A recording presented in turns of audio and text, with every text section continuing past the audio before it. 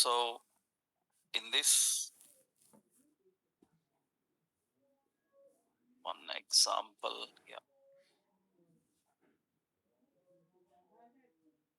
we designed these two. So we created custom hooks. So like fetching data from API, capture. So basic rules of creating hooks and using hooks I explained.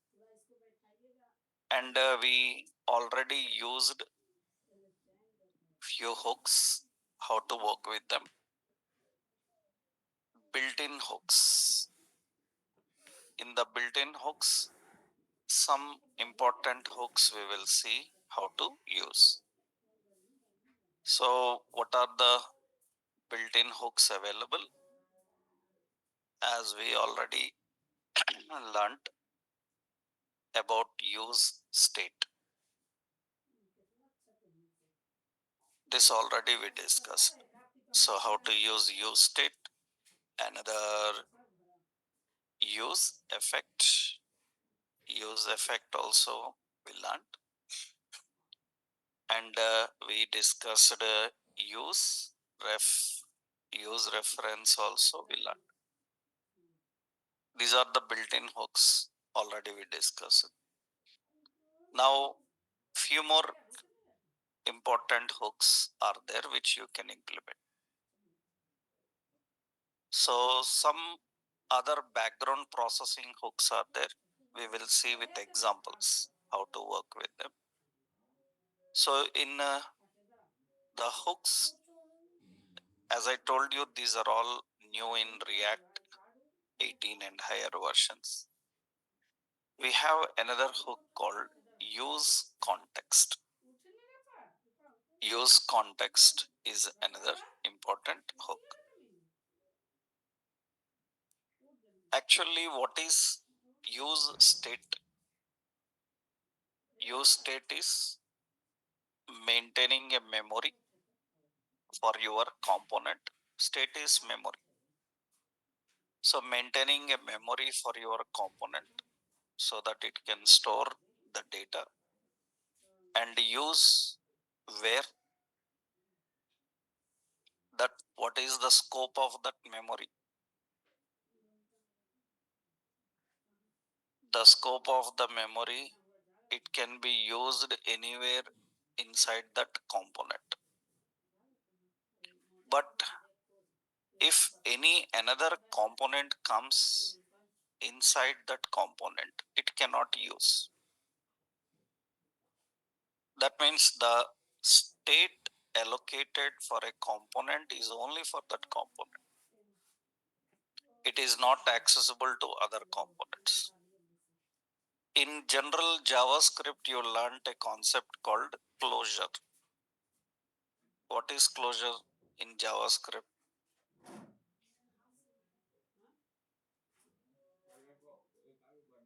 Hmm? Closure is a mechanism that allows the members of outer function accessible to inner. That's a default mechanism of function. That's called closure.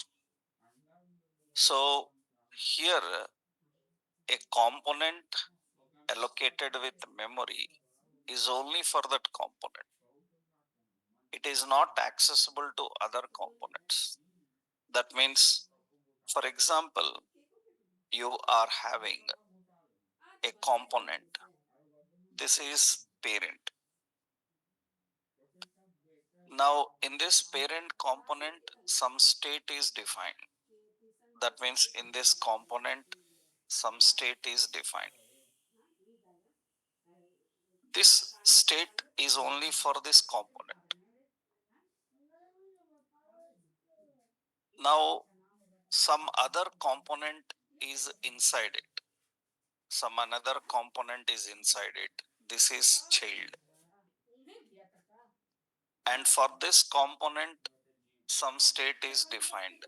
This state is only for this component. That means the state of parent is not accessible to child. That's not accessible. Even it is running inside it, it's not accessible. That means the values that you collect in parent, they cannot be sent to the child. And the state of child is only for that. They are not accessible to the parent. It's not available here. So that means the state configured for a component is only for that component. It is not for others. In general web development, there is a memory called context. It is available everywhere. Every web technology uses a context memory. What is context memory is, in the context memory, what happens is, so for example, in the context memory, you are using a page. For this page, memory is allocated, which we call as context. What happens is, when memory is allocated for this page, the context memory is allocated for this page. You clicked on a link like some child. That means you clicked on like some home or something. And this page is something like index. Now you clicked on home, then what happens is, there is a home page. This home page comes into this index. So when it comes into this index, now this memory is made available to that home. That means the memory allocated for the parent can be shared with its child. And who is considered as child? Which runs within the context of parent. Within the context of parent. Remember, this context memory is not available once you navigate outside this. For example, in your HTML, there are two types of navigation mechanisms you can design. You click on a link, it will navigate from this page to another page. That is inter-document navigation, one location to another. Then the memory allocated for the page is deleted. The second page memory is allocated. And what happened in first page is not accessible to second. Here context also will not work. Context will work when another page comes into your page. How it is possible? How you can make another page render inside the current page? You have to use your AJAX calls. By using AJAX, you can bring the content of another page into this page. You know how to build a single page app in just jQuery itself. You don't need to come to React. You can build single page apps in jQuery. Everything uses AJAX. Now, if a parent is working and in that context a child is running, the memory of parent can be shared with the child. Memory of parent means not state. State cannot be shared. Only context can be shared. That means now two memories are available. One is context, another state. State is individual for every component. Anything in state is not accessible to child. But if you want some memory in such a way that it is accessible to its childs, then you need to allocate another memory. That is what we call as context. Use context is a service which allocates the context memory for a parent so that you can store values and you can use the values in child components. Why it is service? Every hook is a service, as I told you, and service works with a mechanism of dependency injection, as I told you. It uses two components. What are those? Provider, another one injector. Who locates the memory? Provider. Provider locates the memory, values in memory, and injector will inject. You will see. So technically, what is context? Actually, context is the memory allocated for a component. It is the memory allocated for a component. So context memory is accessible to the components that run within the context of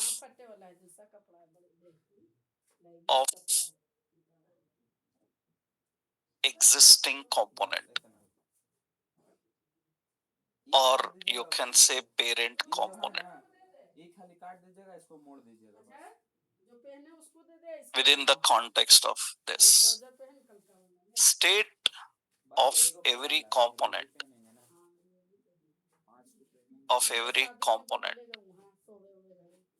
is individual for component and not accessible to others. So state for every component is individual and not accessible to others. Hence, you have to use a context memory to store values and provide access to the components that run within context and provide access to components that run within context. Within context.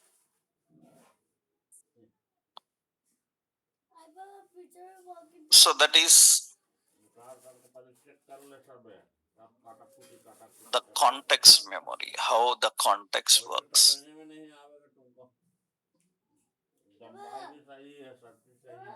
So context is used as a service.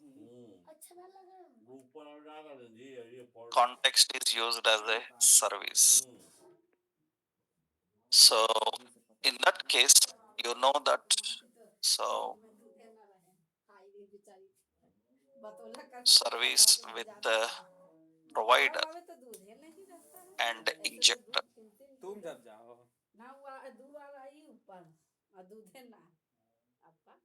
So here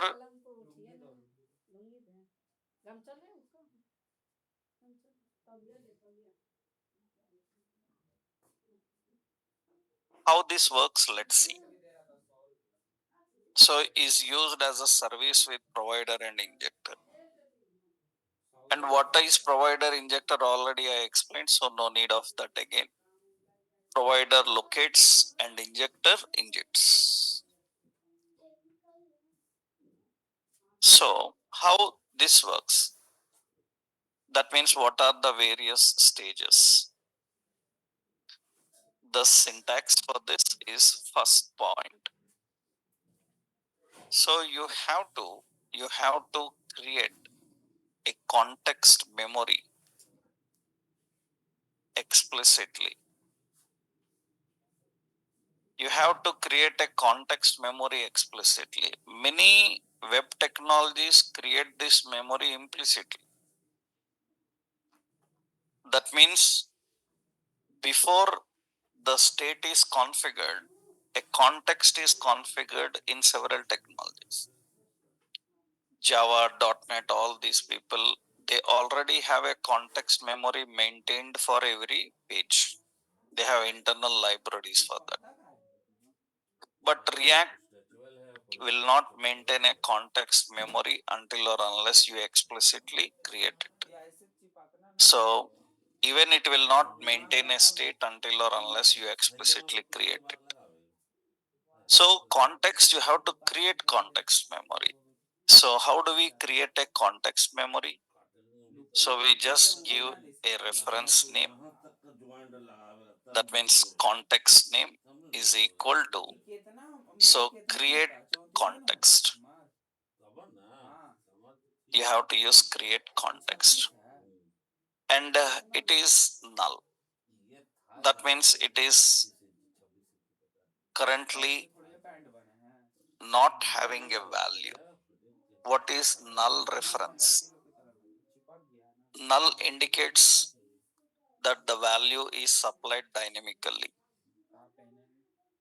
So by default, it is null. That means if any memory is expecting value at runtime, in JavaScript it will be null. Difference between undefined and null. What is it? Undefined is expecting a value during compile time, and null will be at runtime. If a value is not supplied at compile time, JavaScript will set it to undefined. You know that. And dynamically not supplied, then it will be null. Now you created a context. After creating the context memory, you have to tell the scope for this memory. That means where it should start, where it should end. And all components that run in this scope only can use the context. That means you created a context memory. When you created a context memory is created. This context memory will have a scope. It will have a scope. Outside the scope, some components may run. No problem. That's not an issue. So that means some components will run outside the scope. And inside the scope, some components will run. This memory is accessible only to them, not to anybody which is outside the context. So in a component, you can even set the scope for it, where it should start, where it should end. And any component running in that context scope only can use it. So how do we define that? How you configure that? So that means the next step is you have to configure the scope of context memory. You have to define the scope for, you have to configure the scope for context memory. You have to define the scope for context memory. How do we define the scope for context memory? Actually, the scope is context name. We have to use the context name and close the context name. Context name. This is the first level. That means, so any components which are running in that scope can use that context memory. Can use that context memory. So you created a context memory. And to create context memory, you need context. You create context method. After creating, you configured the scope. Okay, fine, but it's not done. Now, in this scope, some memory is maintained with values. Who is responsible for managing the values in memory of context? Context memory. In that, some values are present. Who is responsible for managing those values? Memory, values, all these are managed by provider. A provider is responsible for locating the values, managing the values in memory. That means every context. So context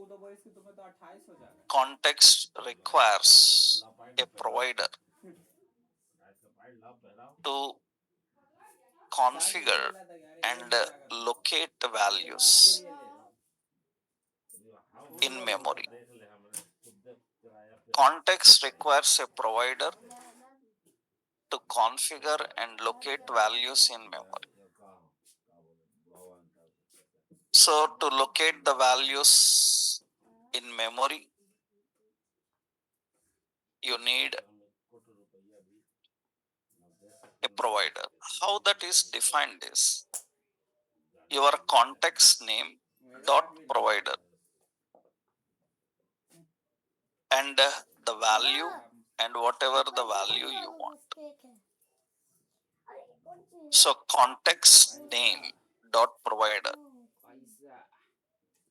That's how we define.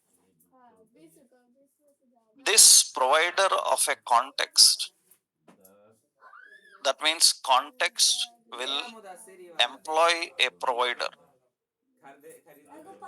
It will designate one provider.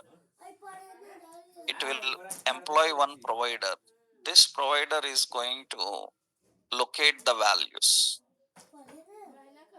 And what is the value type? Any type. It can be array, string, object, anything. That means now the values are stored in memory. These values are collected by provider and they are injected into the child components. How it is injected? So provider is locating the value. After that, how it is injected? So you have to inject the context values into child component. How to inject the context values into child component? To inject the context values into child component. Now what you have to do is you have to create a reference name by using use context and the context name. Now what this use context is, it is an injector. What it is injecting? It is injecting the context into a component. So when it is injecting a context into a component, this context related memory is now accessible by using this reference. That means a memory is created and the values are maintained in memory. And if you want to use that memory, then you need an injector. So use context is an injector. It injects the context into the memory of child, so that now child can access that context memory and use it. That is the hierarchy how it works. That means whatever the values are there inside the context, it is now accessible by using reference. What is this reference type? The reference type is the value type of the context. Any type. It can be string, number, array, anything. Let's see how this works. So these are the four important phases. First, you create a context, then configure the context scope, employ a provider, tell the values to handle, and inject them into any component you want. Let's see how this works. For this, I will create a new component, context demo, context demo.jsx. For your understanding sake, everything I will maintain in one place so that you can clearly see. We can maintain in separate files, doesn't matter. So here I am creating a export function context demo file. Actually, this is the parent component. So it will return and this is actually parent component. This is the parent component. Okay. And here let's keep BG dark padding 4 and text white. Okay. Now in this parent component, let's keep this in startup.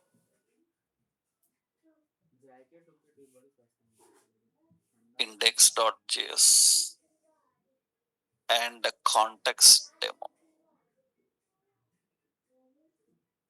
Okay. Let's start this now. Okay. Meanwhile, here we design. Okay, this is context demo. Now we have some components. So export function, level 1 component, level 1 component, something like this I'm giving.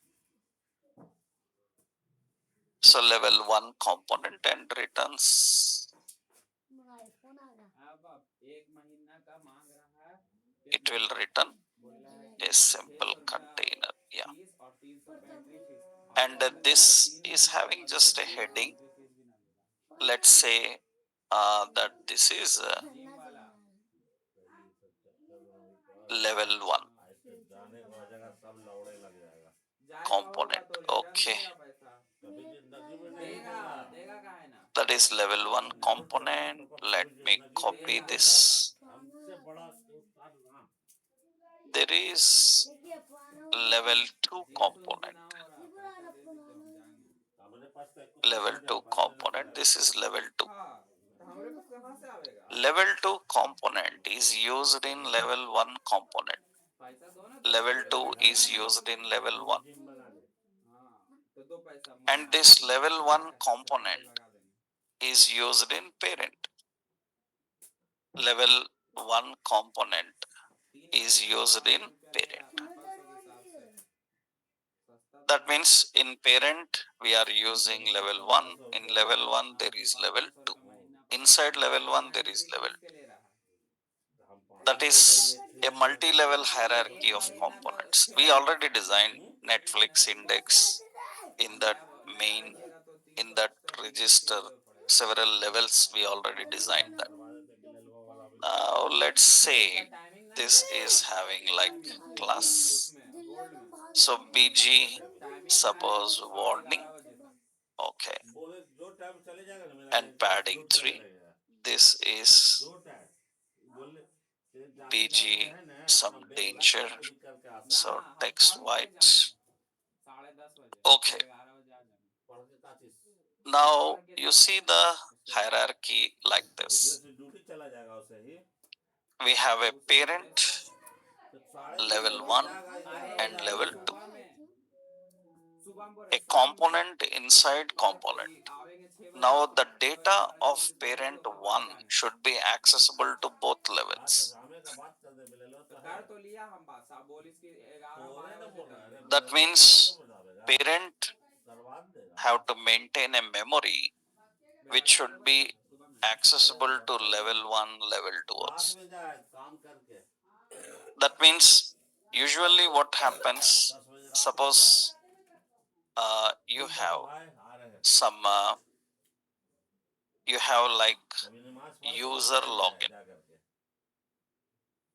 When user logs in, what will happen is this login should continue for this component and for this component also. Later any another one comes in, it should work there also. For example, you are using Gmail. You logged into Gmail. Just rough example I'm saying. And you open YouTube, automatically YouTube also logged into the Gmail account that you have logged in. YouTube will not ask to log in again. You open Drive, automatically Drive logs in into Google account. That means it is shared. That means Gmail that you logged in, it is shared to the YouTube, to the Drive or any Google that you are using. It is shared. Otherwise, everyone have to ask login again. YouTube should ask login. Drive should ask login. But once you log in, it is maintained at levels, multi-levels you can do. That's a different one. That is using cookies and all. We will maintain that also. This is just the same point I am explaining. That means for the second component that comes in the parent, this authorization should be available. Because some other component you are bringing in and showing to user, and that also requires an authentication. Then how it knows that you already logged in? Otherwise it should say please log in. So how it knows you already logged in? That means this must be shared to level 1 and to level 2. Can we share state? Let's try. That means what we will do in the parent, we will configure constant user set user is equal to what? Use state. We are using it. Now here we will say some John. In parent 1, this user is accessible. This user is accessible. Now how you will send to parent level 1 component?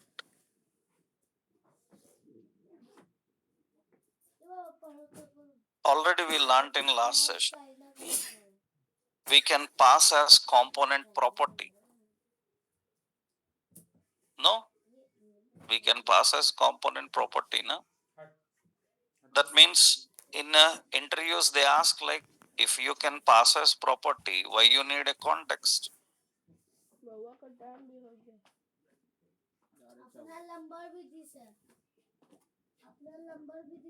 You can pass as a property, create a property, through the property you can send. If you can pass as a property, why you need a context?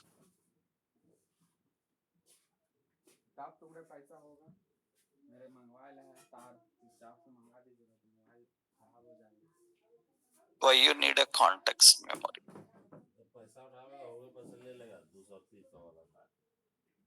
Question understood? So if you can pass as a property and that property can be used, then why you need to maintain a context memory?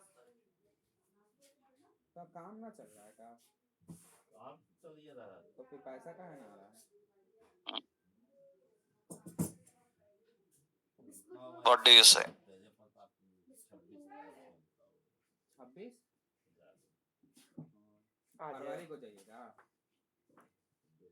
Any guess? Any idea?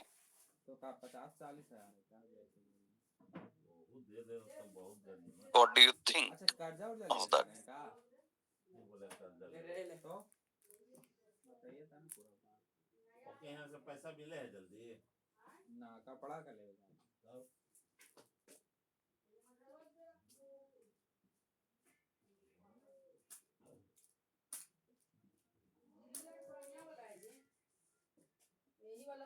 Properties are for modifying a component, but data is passed. It is for modifying, it's fine, but data is passed.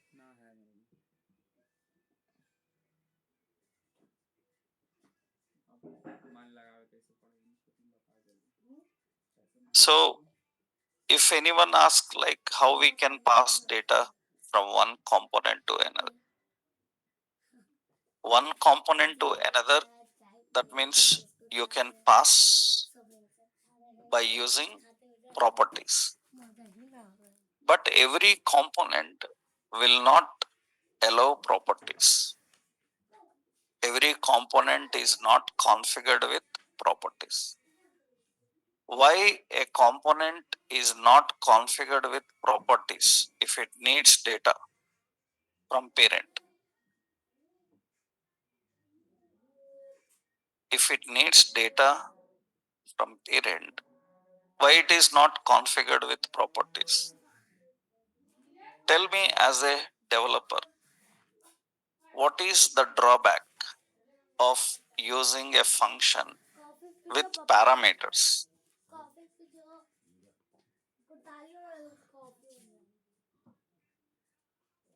Why, JavaScript have introduced REST parameter?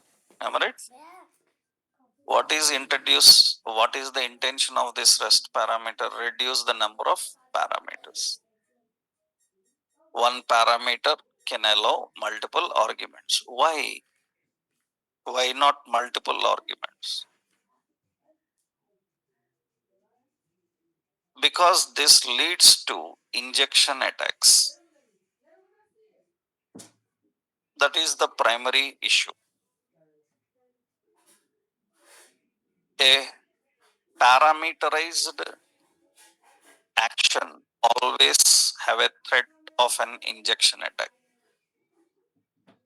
So we don't want everything to be passed through properties. Everything to be properties. Because the properties may lead to what? Injection attacks.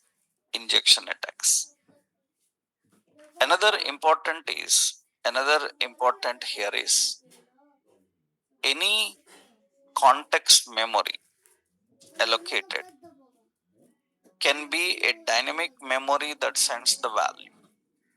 But properties are static, they are required, mandatory. Every property that you configured is required. But the context memory configures a dynamic memory. Dynamic memory means only when it is required, it will allocate the memory. But properties are static. That means an element is expecting that property every time. That value we don't send every time. That depends on requirement. You configured a property is static. Every time it needs a value. But in a specific situation, we don't want the value. Then properties always expect a value. So that means they are static, they are not dynamic. Now the memory dynamically can send the data by using what? Context. Now, for example, now this user is displayed here. John is displayed here. Now in this component, can I access that user? In level well component, here I am trying to access the user. I am trying to access the user and it is not available because the state allocated for a context, for for a component is accessible only within the component. Then how do we allocate the memory which is accessible everywhere? Which is accessible everywhere. Then we will do one thing. Now what we will do is, we will create here a context. Suppose I am creating some user context is equal to create context. Create context, and the context default value is none. There is nothing value inside it. The value will be decided at the runtime. Now tell me, what is the scope of this context? So that context should work for this parent. This is parent. In this parent, level 1 component should be able to use that context. And anything running in level 1 should use that context. In that case, for this here, we will maintain a user context scope. In that user context scope, we will put the components. That means now the memory available for this context is accessible to level 1. But who is going to locate the values in memory and use them? So you need, context need a provider. A service always have a provider. So that means you need a provider, context provider. Already context. We need a context provider. And this provider will use the value, whatever the value is coming. So whatever the value is coming, that means, for example, we will use some user value here. Actually, this user value is coming from a state. What we will do here, temporarily for your sake, understanding here, let's keep a text box. Input type is text.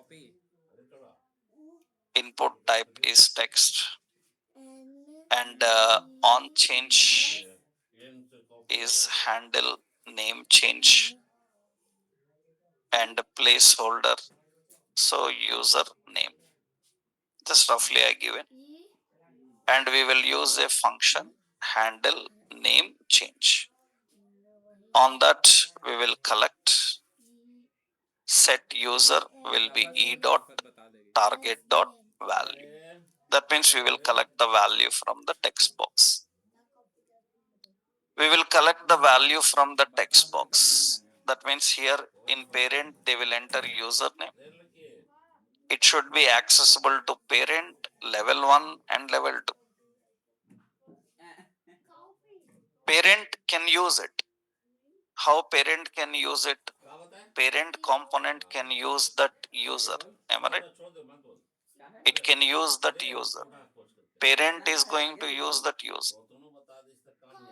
By default, it is having some value. I will remove. And it is empty. You entered some name, it is working. But this must be accessible to the childs. Level 1 should able to use, level 2 should able to use. In that case, what we have to do now is, now this is passed into the context memory. Context memory should be able to access from any location. Child, let's go. What is first level? Yeah, level 1.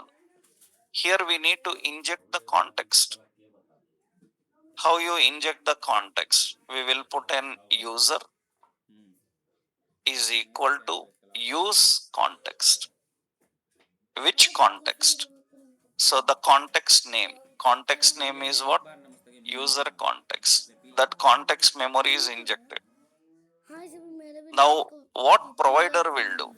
in that memory, whatever values are there, it will inject those values into this, and those values are now accessible through user. I will put that user here. Now the same should be in level 2. In level 2, we will create another user. It will use context, and into that, which context? User context. And that user is accessible here also. Here also that user is accessible. That means we are able to access it here. The context memory created for parent is injected into all the child. That means now what we are defining here, all the values are available here. Initially it is empty. I am entering something and it is accessible to all. That means the value of parent is shared to the child components. Now in interviews they ask how a child can send to the parent. You know, in a closure it is never possible. It is never possible. That means you learnt about function closures. How you send the values of an inner function to outer function.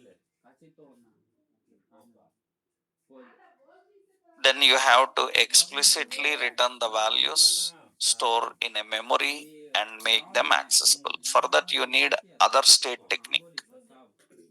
By using them we can transport, but there is no mechanism of inner to outer. Because it's a closure mechanism, it will not help. We need to implement explicit state mechanisms. We can see them. So initially, this is the concept of a context memory. How do we configure a context memory and how do we use? Right? So you have to create the context, define the scope for context, configure the provider with values, and inject into any component you want to use. This is example. So this is context demo.jsx. Let me copy this. This is the context memory. This is use context. So what is difference between use state and use context? Use state is only for a specific component and use context is shared to all its child components. Okay, next important, you have another one, use reducer. Use reducer. So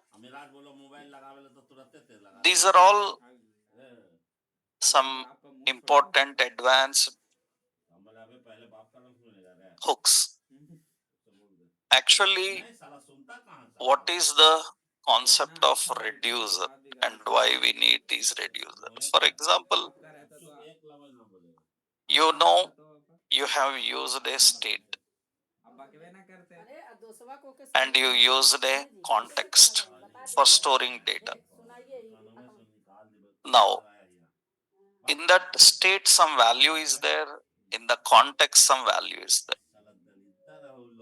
Now, as a developer, so how and when you can exactly say that uh, the value is going to change in state?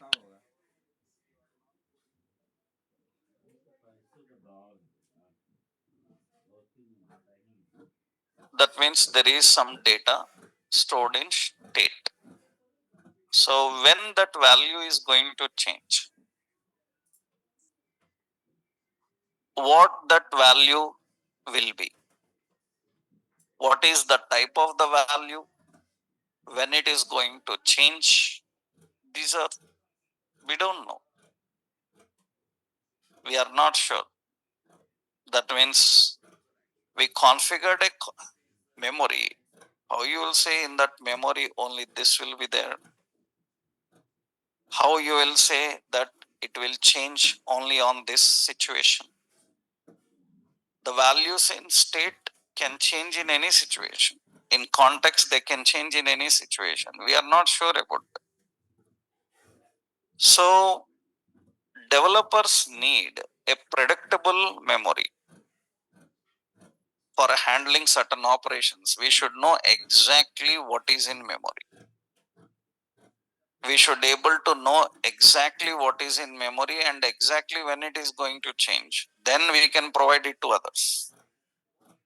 And we can tell that, please wait, because when this action is performed, this will be updated to you. That means the point here is you are making an order on some Swiggy Zomato. Now you will see some status messages. The status messages like order picked up, right? When order picked up, now the delivery time is set. Until the order is picked up, we are not sure about the delivery time. That means when the delivery time is going to set to you, the delivery time is going to set to you. So when the order is picked up, that means the predictable state here is when order picks up, then the state starts. That means the time starts. From there, how much time it may take to deliver. Till that moment, the time is paused.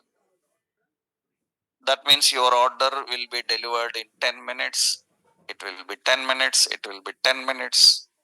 Once it picks up, that means it's not that, okay, now it should change. That means there is exactly, we are sure that the time is going to change when that picked up happen.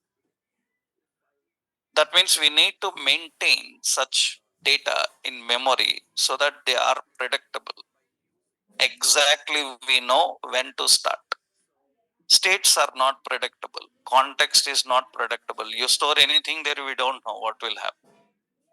What is stored there and when it will update, we don't know. We are not sure. That is the reason you need a predictable state container. For that, actually, developers were depending on several third party libraries. And one of the third party library for JavaScript is Redux, is a library. People always relate because see, they are not technically sound or aware of anything. They think that everything is related to what they are learning. That means everybody come and ask like, will you teach Redux in React? What? Why should I teach Redux in React? Redux is a general JavaScript state management. Why I should teach this in React? What you done all these days with JavaScript? Because they don't know all this. They think that it is related to React. Redux is a general state management for JavaScript based apps. And you haven't learned anywhere about it. You don't know anything about it. And you come and say, in React, will you teach? Of course, because people come with such backgrounds. So we have to tell that, yes, we will teach. This became a topic of React because of unawareness of people who learn JavaScript. They don't know, right? Everybody comes and asks in the first session of React demos, will you teach Redux? What are you talking about? That means don't know. All these days, how you maintained a state in your project, and they call themselves as seniors, already working in companies, and how you managed your state all these days, how you worked with the state. You are a senior, and you are now asking, will you teach Redux? All these days, what you done? What you done in your web development? What you done on your web applications? How you maintained a predictable state? Right? They don't have an answer for that because they don't know that. That means everybody relates a concept with something what they are learning because they don't know anywhere else, right? The point is a web application needs a state, and state is everywhere same. That means cookies are same, session is same, application is same. Every web application in the world will have a state and will have a predictable state. And third parties people use this very much with JavaScript. And if you are using Angular, React, Vue or jQuery, even JavaScript, everywhere Redux can be used. It's a just after all third party library for maintaining that. And React 18 have introduced use reducer. It says that you don't need of Redux. At a larger scale, if you want, you go with Redux. At a level of medium, small, you can manage with reducer. This is enough. That means people don't know that there is a reducer which will maintain a predictable state in React. And people always talk about an explicit library, external library. That means we don't use Redux until or unless we need it on a large scale. So we use reducers for managing a predictable state. So what is the concept of this? That means here the key point is the memory should be predictable. This is Redux. And it says predictable state container for JavaScript apps, not React.js.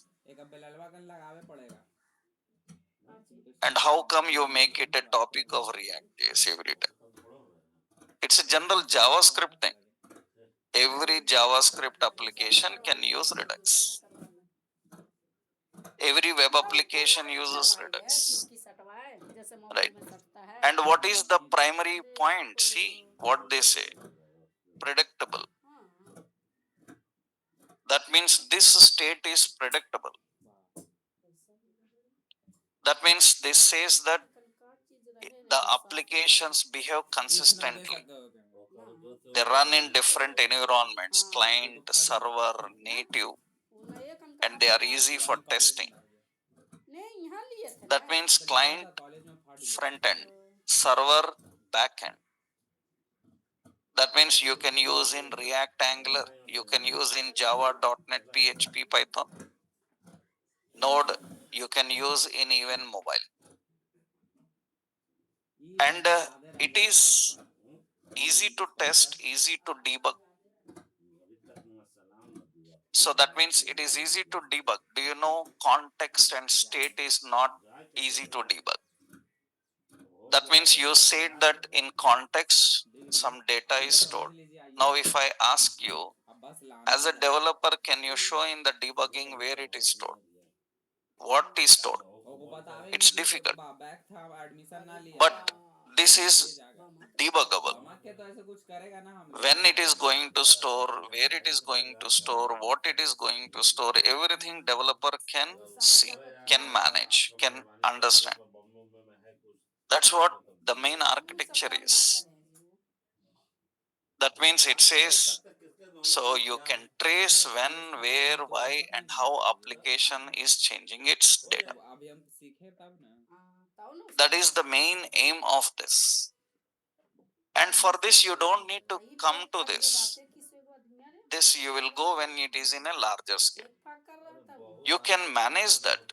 You can manage that in React without Redux by using a hook introduced into React, that is reducer. That means it is used to configure a predictable state container. It is used to configure a predictable state container. Developer need a predictable state.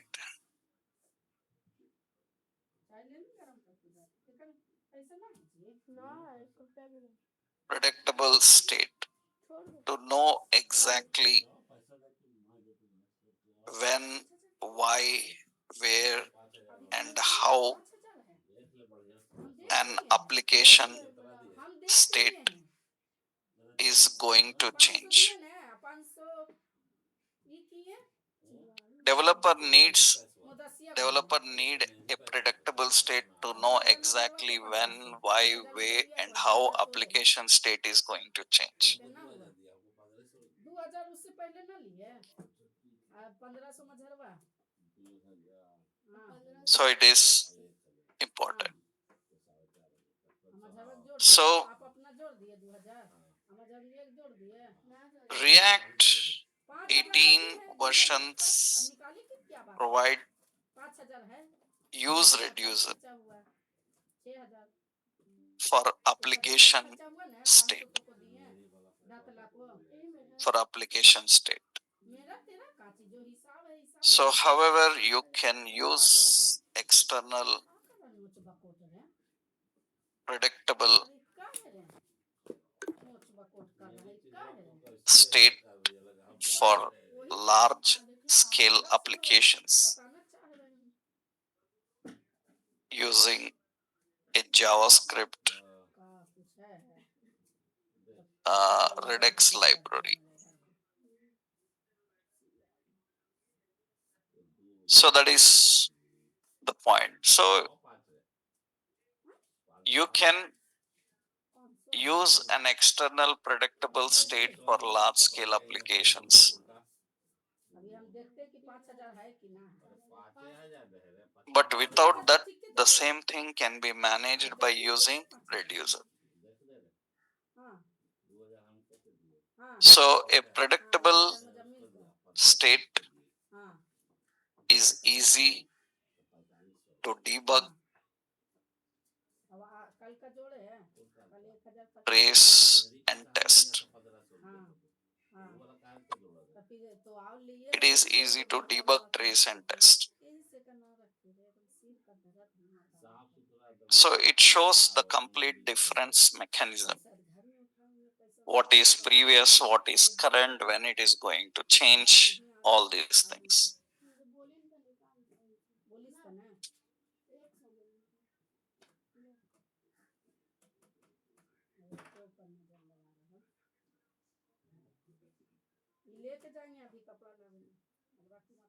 Right. So that is the predictable state.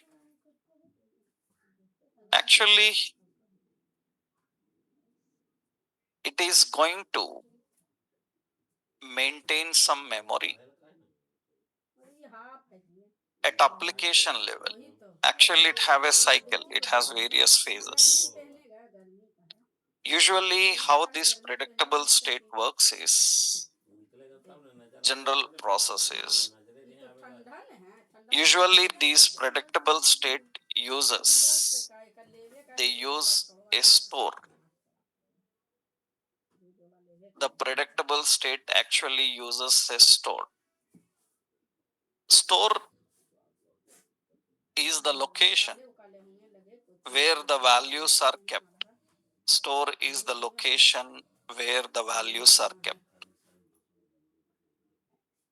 And this store is a centralized store. You can store some data so that any component can use it. It is at application level. That means when a state is maintained at application level, then any component can use it. Then interviewers have a question. We have local storage, we have session storage, we have cookie storage. They are also global. In almost several experienced React interviews, they ask what is difference between session storage, local storage, and cookie. In majority React interviews, you will find this question. Because React application development majority deals with state management. Any client-side or server-side application, state management is important. You are attending interviews as a Java, .NET, PHP, any developer, state management is the major thing in interviews they ask. Any technology, server side or front end also. So they ask the difference. You know the difference. In JavaScript, you learn difference between local storage, session storage, and cookie. right? So here it maintains a store, and this store is actually accessed, and that means who is the mediator for this? That means who is going to access the store and use in your component? Actually, this store is central. That means this is centralized. At which level? At application level. This store is at application level. Now what happens is a state will be used in your component. You know that your component have a state. Now what this state is going to do is it will get the data from the central store.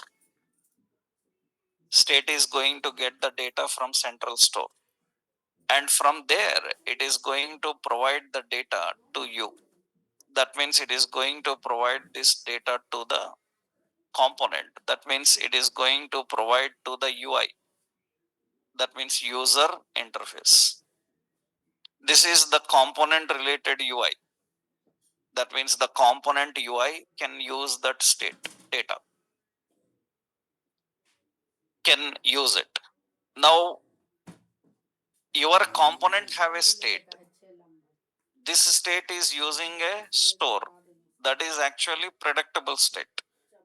That means you have now two storages. One the local storage, another is application. That means this state is called session state, and the store is called application state. That means this is session state because it is only for whom? It is only for this component. After that component is gone, that is gone. That means this is only for session, and the store is for entire application. Now what happens is in this UI component, some changes are identified. That means some changes are done. In this component, some changes are done. Usually these changes are handled by actions. By using some actions, we do the changes. You know, these actions, you call them as what? Events. Right? You know, when a change is detected, when change happens, when some action fires up. On certain action fire up, some change is detected. So which action fire up and what it changed? It is managed by, it is actually managed by a reducer. It is managed by a reducer. What this reducer have is, generally every centralized state have a reducer. This reducer identifies what is the action. It identifies what is the action. That means what triggered. And this reducer is going to handle two things. It is going to handle the action and it is going to handle the state. So that means this state indicates what value changed. That means whatever the value changed, that is identified by the reducer. So who is a reducer in this? Reducer identifies the action and reducer identifies the data changed. So that means who is this use reducer? Use reducer is predicting the action and the change in the data. That means on which action, what changes happen. These are all captured by reducer. And what this reducer will do is, it will update that data into the store. That means whatever the new changes happened, that new update is again stored here.